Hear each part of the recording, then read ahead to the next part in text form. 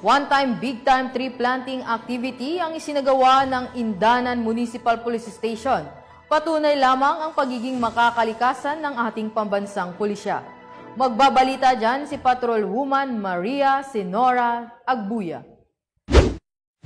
Nagsagawa ng one-time, big-time tree planting activity ang mga tauhan ng Indanan Municipal Police Station sa Barangay Buwansa, Indanan, Sulu noong Enero taong kasalukuyan.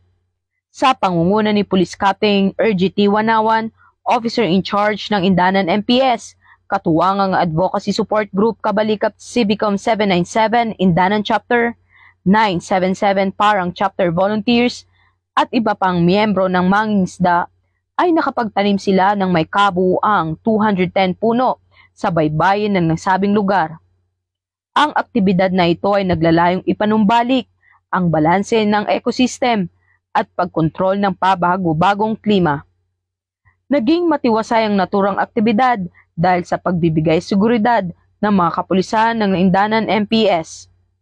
Hinihikayat naman ng mga kapulisan ang mamamayan na alagaan at mas pagyamanin ang mga ito upang magamit pa ng mga susunod na henerasyon.